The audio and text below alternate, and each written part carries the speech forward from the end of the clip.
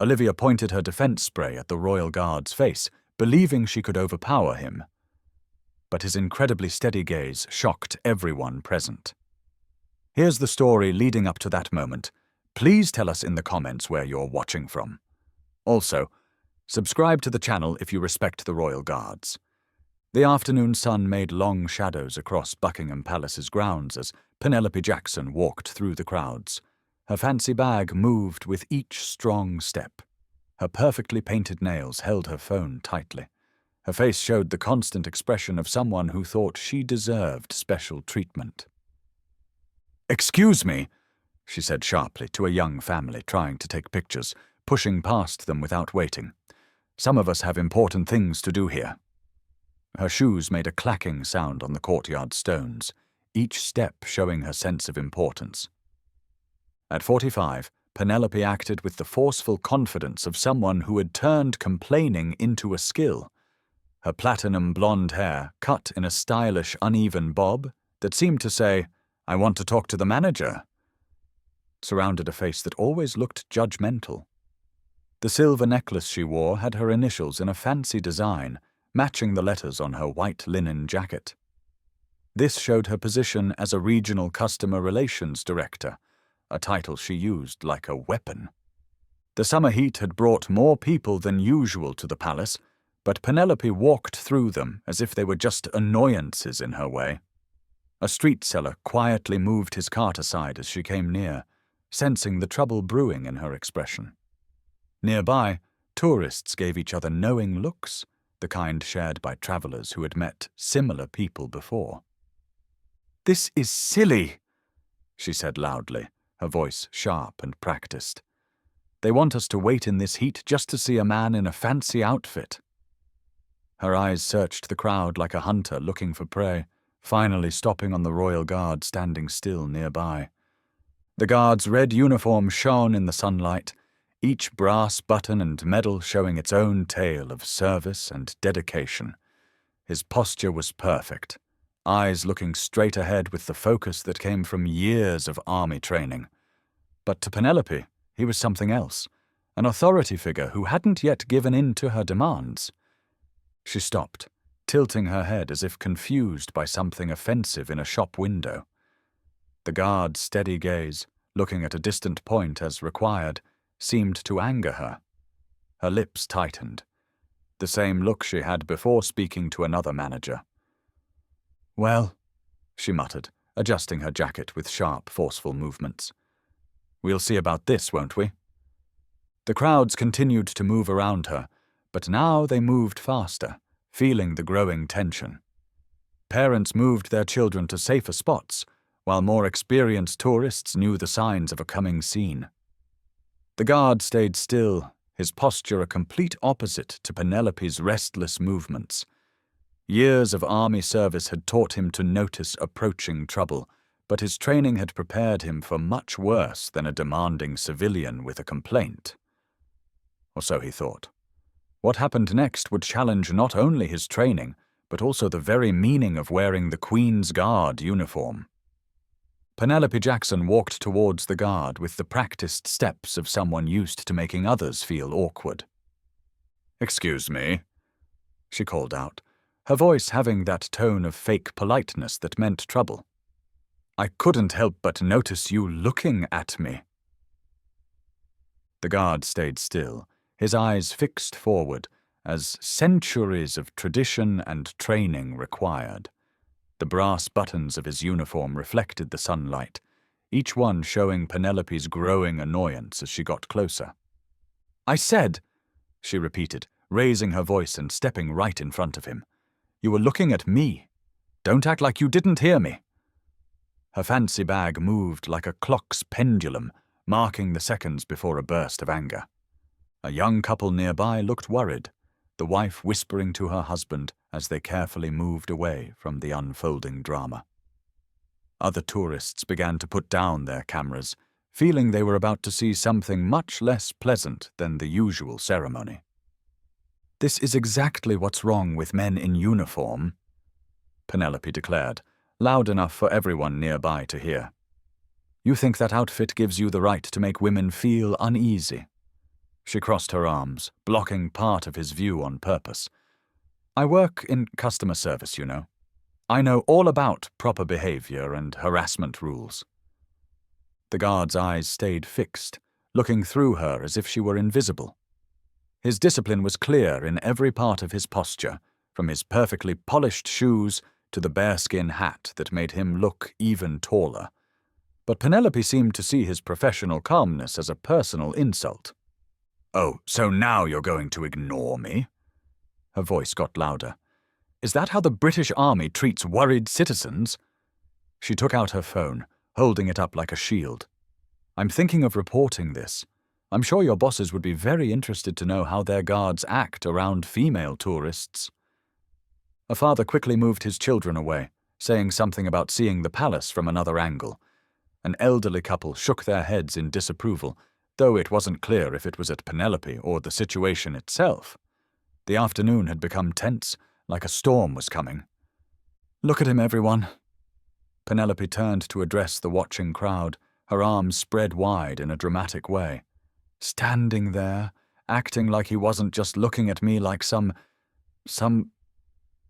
She couldn't find the words, her frustration growing at the guard's continued silence.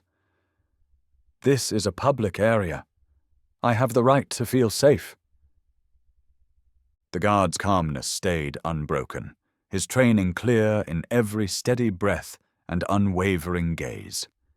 Years of army service had taught him to stay disciplined under much worse conditions than a demanding tourist's false claims. His medals, earned in real battles, reflected the sunlight as Penelope continued her act. "I bet you do this to all the women who come here, don't you?" she said, her voice full of accusation. "Standing there in your little outfit, thinking you can scare people." She stepped even closer, her expensive perfume mixing with the afternoon heat. "Well, you've chosen the wrong woman to bother. I've dealt with many men who thought their position made them untouchable." A street seller quietly packed up his cart and moved away, his experience having taught him to know when a situation was about to go beyond just tourist drama. The crowd had thinned considerably around Penelope and the guard, creating a circle of tension that even casual watchers seemed hesitant to cross. "Last chance," Penelope declared, her voice having that dangerous edge of someone not used to being ignored. "Either admit what you did and say sorry, or things are going to get very bad for you." Her hand tightened on her bag, knuckles turning white with controlled rage. "I'm not some helpless woman you can scare into silence. I know my rights, and I know how to protect myself. The guard stayed as still as the palace itself, his eyes fixed on that distant point that rules required. But there was something in his posture now, not fear, not anger, but the quiet readiness of a soldier who felt danger approaching. The afternoon sun made his shadow long across the courtyard stones, a silent reminder of the duty he carried.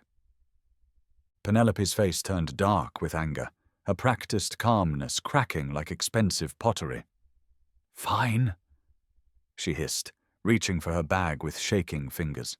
"If that's how you want to play this, you think this silent act is going to work?" Penelope's voice had become dangerous, her carefully kept professional image breaking down with each passing second. "I've defeated men with far more power than you." She walked around the guard like a hunter, each click of her shoes on the courtyard stones marking another step towards an unavoidable clash. A small group of Japanese tourists quickly gathered their things and moved away, their guide quietly leading them towards a safer area. The afternoon heat seemed to get stronger, matching the growing tension in the air. "Let's go over the situation, shall we?" Penelope's tone changed into the same superior rhythm she used when telling off junior workers. "First, you looked at me wrongly. Then, when I spoke to you, you chose to ignore me completely." She made a point with each sentence by poking her finger in the guard's direction. "And now you're continuing this forceful silence as a way of scaring me." The guard's eyes stayed fixed forward, his posture perfect despite the verbal attack. Years of army training had taught him to stay calm under much worse conditions than a civilian's false claims. But there was something in Penelope's growing anger that suggested things were about to get worse. "Do you have any idea who I am?"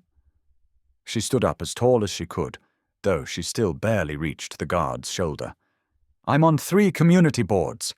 I've had men fired for less than what you're doing right now." Her voice carried across the courtyard, causing several palace pigeons to fly away in surprise. This kind of behavior might have been okay in the past, when all this, she waved dismissively at the palace, was important. But we live in a modern world with modern rules. An elderly man in a veteran's hat watched from nearby, his face showing concern as he watched the scene. His hand rested unconsciously on his own service medals as he watched Penelope's increasingly aggressive movements. "I've dealt with men like you before," she continued, her voice becoming shrill. "Hidden behind uniforms, thinking they're above the rules that apply to everyone else." She searched through her fancy bag with sharp, angry movements. "Always assuming your position protects you from the results." The guard's posture hadn't changed, but there was a slight tension in his jaw now, the kind that came from years of real battle experience, recognizing a real threat. His ceremonial rifle stayed perfectly positioned, each brass fitting shining in the afternoon sun that seemed to get harsher with each passing moment. "Everyone's watching you, you know," Penelope announced, turning to address the remaining onlookers who hadn't yet moved to safer distances. "They're all seeing how you're treating a woman who's merely standing up for herself. Is this what the British Army teaches its men, to bother and scare civilians?" A young mother hurried past, pulling her curious children away from the scene. "But Mummy, why is that lady being so mean to the guard?" The innocent question was heard clearly in the tense atmosphere, causing Penelope's face to turn even redder with anger. "Mean?" She turned towards the leaving family. "I'm protecting everyone here from this... She struggled for words, her calmness slipping further. "This misuse of power." Her hand went into her bag again, coming out with something small and metal that reflected the sunlight. Someone has to stand up to these people who think a uniform makes them untouchable. The veteran took a half step forward, recognition showing in his eyes as he saw what Penelope was holding. But before he could speak, she had already turned back to the guard, her voice dropping to a dangerous whisper. "Last warning," she hissed, close enough now that her breath moved the medals on his chest. "Either admit what you did and say sorry, or I'll show you exactly how a modern woman deals with trouble. Your choice, soldier boy. We can do this the easy way, or we can do this my way." The guard's eyes stayed full forward, his training holding firm even as his battle experience warned him about the coming threat. The afternoon sun made harsh shadows across the courtyard, turning the scene into a clear picture of coming confrontation. "Time's up," Penelope declared, her voice having that final note of someone who believed they were about to deliver justice. "Let's see how well you keep that superior look after this." The veteran was already moving forward, his own army training recognizing the signs of a coming attack. But Penelope had already raised the pepper spray, her finger tightening on the trigger with the same determination she used to sign firing notices. The afternoon air was broken by the sharp hiss of the pepper spray, its strong mist catching the sunlight like harmful diamonds as Penelope released the full can directly into the guard's face. "Let's see you ignore this," she snarled, her aim steady as she emptied the entire contents towards his unprotected eyes. Time seemed to slow down. Tourists gasped and moved back, phones dropping forgotten as the reality of what they were seeing hit them. A child began to cry somewhere in the crowd. The veteran started to run, his old battle instincts kicking in, but he was too far to stop what was already happening. But the guard didn't move. His eyes stayed open, unblinking, as the chemical attack hit them. Not a muscle moved, not a step was taken. The strong spray ran down his face like tears, but his expression stayed as unmoving as the palace walls behind him. Years of army training, of real battle experience, of standing firm in the face of real threats came together in this moment of extraordinary discipline. Penelope's winning expression faltered, then broke down into confusion as she realized her attack had failed to produce the expected result.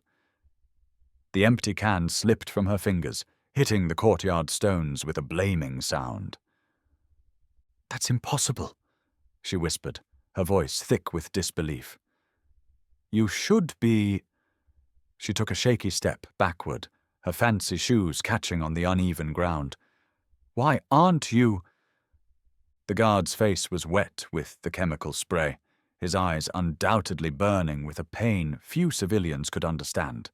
But his posture stayed perfect, his gaze steady, his discipline unbroken.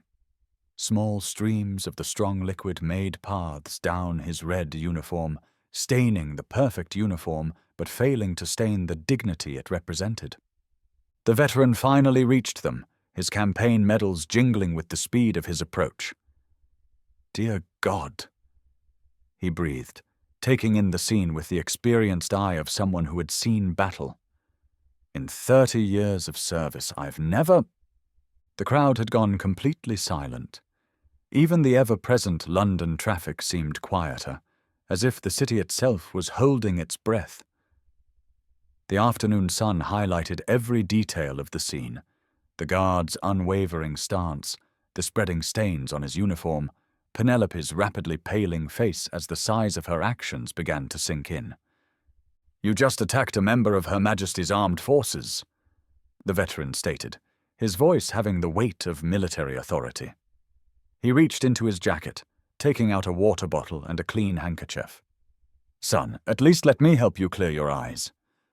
Penelope's legs seemed to give way, and she sank onto a nearby bench, her fancy bag falling forgotten at her feet. The reality of what she'd done was finally breaking through her wall of entitlement. I was just—" But before she could finish, something changed in the air. The guard, who had stayed still through the entire attack, slowly turned his head. His eyes, though undoubtedly burning with unimaginable pain, fixed directly on Penelope with a gaze that carried the weight of every soldier who had ever stood firm in the face of the danger. When he spoke, his voice was steady, controlled, and had the kind of authority that could only be earned through real service and sacrifice, the kind of authority that made Penelope's earlier claims of power seem like a child playing dress-up in comparison. "Hold still, son," the veteran said softly, his weathered hand steady as he raised the water bottle.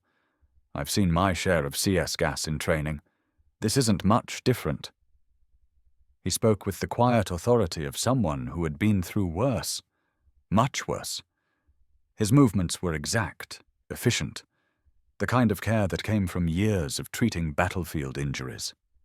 The water ran clear over the guard's face, carrying away the worst of the chemical attack.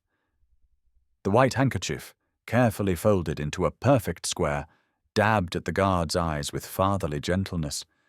22 years in the Royal Marines," the veteran continued, his voice carrying just far enough for Penelope to hear every word. "Served in the Falklands, Iraq, Northern Ireland, but what this young man just did—" He shook his head in quiet admiration. "That's the kind of discipline they write about in training books." Penelope stayed frozen on the bench, her earlier boldness completely gone. The pepper spray can lay where it had fallen, a silent proof of her huge misjudgment. "You see these medals?" The veteran pointed to the guard's chest with his free hand. "They're not just for show. Each one tells a story of service, sacrifice, and the kind of bravery you clearly don't understand." His voice carried decades of military pride. "This uniform isn't a costume, madam. It's earned through blood, sweat, and the kind of training that lets a man stand unblinking while being attacked by a civilian he's sworn to protect." The guard stayed at attention, accepting the veteran's help with quiet dignity. His eyes were reddened but focused, his posture still perfect despite the attack he'd endured. The water had left dark patches on his red uniform, but somehow they looked more like badges of honor than stains. "I was there, you know," the veteran continued, carefully wiping the last traces of spray from the guard's face.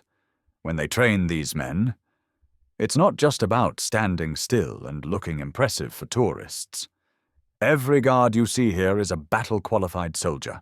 They've faced real threats, real danger, not just demanding civilians with pepper spray." Penelope's hands shook in her lap as the veteran's words cut through her remaining defenses. The crowd had drawn closer again, but now their faces showed a mixture of awe for the guard's calmness and disapproval for her actions. "There you are, son," the veteran said, stepping back to check his work. Not quite regulation shine on those buttons anymore, but under the circumstances. A hint of a smile touched his lips. "I think even Her Majesty would understand." The guard's eyes, though still reddened from the attack, held steady. Something passed between the two men, an unspoken understanding that only those who had worn the uniform could truly understand. The veteran straightened his own military bearing, turning as he gave a sharp salute that showed the respect he had for the younger soldier's display of discipline. "Now then." The veteran turned to face Penelope, his voice taking on a sharp edge. "I believe this young man has earned the right to speak. And, madam," he fixed her with the kind of stare that had once commanded men in battle, "I suggest you listen very carefully to what he has to say." "In Helmand Province," the guard's voice rang out with parade ground clarity, each word precise despite the lingering burn of the pepper spray. "I once held my position under intense fire for 6 hours to protect injured civilians." His eyes, still reddened but unflinching, locked onto Penelope with sniper-like focus. "Your pepper spray, madam, doesn't quite compare to enemy guns." Penelope seemed to shrink further into herself with each word, her expensive jacket offering no protection against the weight of his quiet authority. The guard continued, his voice carrying the kind of command that came from real battlefield experience.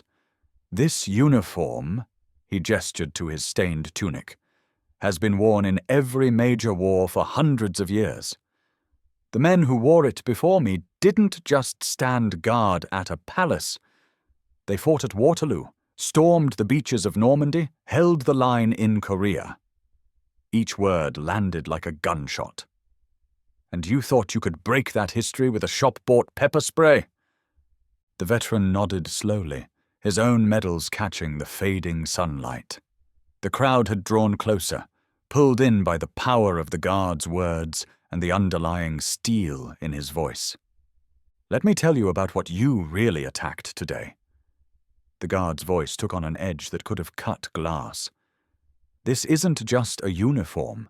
It's a symbol of every sacrifice made to make sure people like you can walk freely through these gates.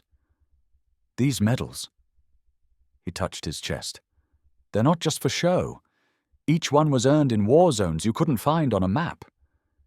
Penelope's face had lost all color, her earlier righteous anger replaced by growing horror as the reality of her actions sank in. The guard's next words seemed to echo off the palace walls. "You accused me of staring, of harassment, of scaring you." His voice carried a cold fury now, controlled but unmistakable. "Would you like to know what I was actually looking at? That fixed point we're trained to keep? It's a memorial to fallen comrades who gave their lives so demanding civilians could have the freedom to make incredibly bad decisions." The veteran's face showed grim approval as the guard continued, each word carrying the weight of centuries of military tradition. "Your pepper spray burned, madam. I won't deny that." His composure remained absolute, making his next words even more powerful. "But I've carried injured men through gunfights. I've felt real pain, the kind that comes from putting others before yourself. That's what this uniform teaches us. That's what you failed to understand." Penelope's lips trembled as she tried to form words, but the guard wasn't finished. His voice dropped lower, somehow becoming even more commanding. "You wanted a reaction? Here it is. I feel sorry for you." The words fell like hammer blows. I feel sorry for anyone who sees a soldier standing guard and thinks victim, who mistakes discipline for weakness, who believes their personal complaints outweigh centuries of duty and sacrifice. Tears were streaming down Penelope's face now, but they weren't the manipulative tears she'd used to get her way in countless customer service situations. These were real, the kind that came from finally facing the size of one's own actions. "The Queen's Guard isn't just a tourist attraction, madam." His voice carried the full weight of military authority now. "We are battle soldiers who choose to serve in ceremonies while staying ready for action." "That pepper spray," he gestured to the discarded canister. "We've faced worse. The chemical burns you just caused, they're nothing compared to what we go through to earn this uniform." The silence in the courtyard was absolute as he delivered his final words. "You came here looking for attention, trying to prove some point about power and authority. Instead, you've shown exactly why we stand guard: to protect a society that allows even people like you to enjoy freedoms you clearly don't appreciate." Penelope was openly crying now, her carefully applied makeup running in dark streaks down her face. The guard's words had stripped away every layer of her entitled armor, leaving her exposed to the harsh reality of her own behavior. "The police will be here shortly," he concluded, his voice carrying a note of finality. "I suggest you use these last few moments of freedom to think about the difference between real strength and the kind you tried to show today." Soon after, police officers arrived and led Penelope Jackson away, her fancy handbag taken as evidence.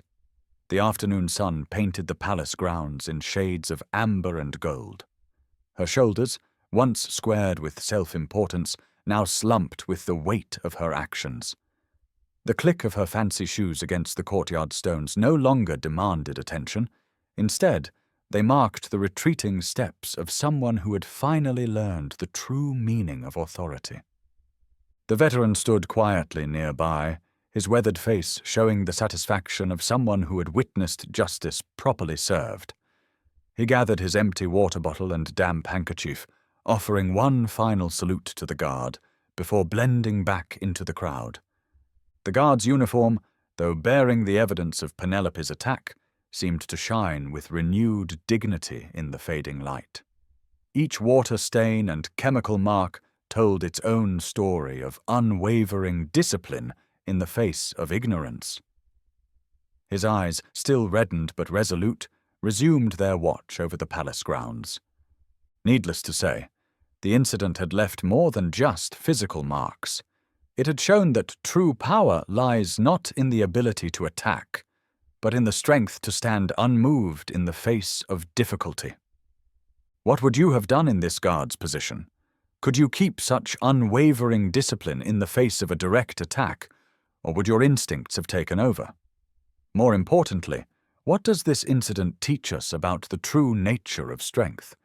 Is it found in the ability to strike out, or in the discipline to stand firm? Perhaps the greatest power lies not in our ability to fight back, but in our choice to stand unmoved in the face of difficulty.